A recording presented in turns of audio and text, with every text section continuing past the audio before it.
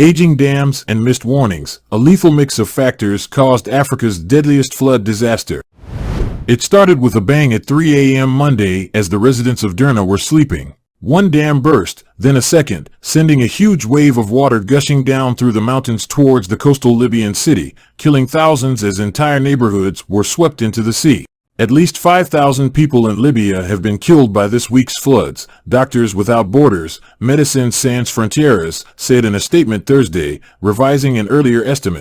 The eastern Libyan city of Derna, the epicenter of the disaster, had a population of around 100,000 before the tragedy. Authorities say that at least 10,000 buildings, homes, and infrastructure were wiped out when a 7-meter, 23-foot wave hit the city, according to the International Committee of the Red Cross, ICRC, which said Thursday that dead bodies were now washing back up on shore. But with thousands killed and many more still missing, there are questions as to why the storm that also hit Greece and other countries caused so much more devastation in Libya. Experts say that apart from the strong storm itself, Libya's catastrophe was greatly exacerbated by a lethal confluence of factors including aging, crumbling infrastructure, inadequate warnings, and the impacts of the accelerating climate crisis. The extreme rainfall that hit Libya on Sunday was brought by a system called Storm Daniel. After sweeping Greece, Turkey, and Bulgaria, with severe flooding that killed more than 20 people, it formed into a metacane over the Mediterranean, a relatively rare type of storm with similar characteristics to hurricanes and typhoons. The metacane strengthened as it crossed the unusually warm waters of the Mediterranean before dumping torrential rain on Libya on Sunday. It brought more than 16 inches, 414 millimeters, of rainfall in 24 hours to Al Baida, a city west of Derna, a new record. While it's too early to definitively attribute the storm to the climate crisis, scientists are confident that climate change is increasing the intensity of extreme weather events like storms. Warmer oceans provide fuel for storms to grow, and a warmer atmosphere can hold more moisture, meaning more extreme rainfall. Derna is prone to flooding, and its dam reservoirs have caused at least 5 deadly floods since 1942, the latest of which was in 2011, according to a research paper published by Libya's Ceba University last year. The 2 dams that burst on Monday were built around half a century ago, between 1973 and 1977, by a Yugoslav construction company. The Derna Dam is 75 meters, 246 feet, high with a storage capacity of 18 million cubic meters, 4.76 billion gallons. The second dam, Mansour, is 45 meters, 148 feet, high with a capacity of 1.5 million cubic meters, 396 million gallons.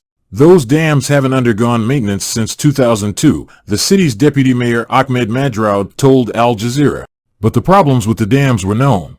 The Ceba University paper warned that the dams in Derna had a high potential for flood risk and that periodic maintenance is needed to avoid catastrophic flooding. The current situation in the Wadi Derna Reservoir requires officials to take immediate measures to carry out periodic maintenance of existing dams, the paper recommended last year. Because in the event of a huge flood, the result will be catastrophic on the residents of the valley and the city. It also found that the surrounding area lacked adequate vegetation that could prevent soil erosion. Residents of the area should be made aware of the dangers of flooding, it added. Liz Stevens, professor in climate risks and resilience at the University of Reading in the United Kingdom, told CNN that there were serious questions to be asked about the design standard of the dam and whether the risk of very extreme rainfall events had been adequately taken into account. It's very clear that without this dam break, we wouldn't have seen the tragic number of fatalities that have happened as a result, she said.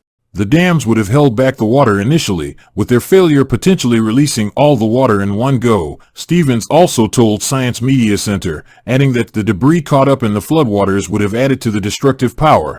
Derna has been battered in the past, its infrastructure upended by years of fighting. From battling ISIS and then later, Eastern Commander Khalifa Haftar and his Libyan National Army, LNA, the city's infrastructure has crumbled and is woefully inadequate in the face of floods like the one brought by Storm Daniel. Better warnings could have avoided most of the casualties in Derna, the head of the United Nations World Meteorological Organization, Petteri Talas, said.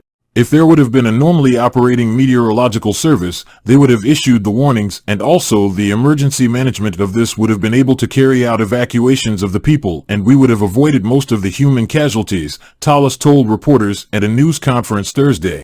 Tallis added that the political instability in the country has impeded WMO efforts to work with the Libyan government to improve these systems. Yet, even robust early warning systems are not a guarantee that all lives can be saved, said Cloak. Dam failures can be very hard to forecast and are fast and ferocious, she told CNN. You have this monstrous volume of water just taking out the city entirely, Cloak said. It's one of the worst types of floods that ever happens. While dams are usually designed to withstand relatively extreme events, it's often not enough, said Cloak.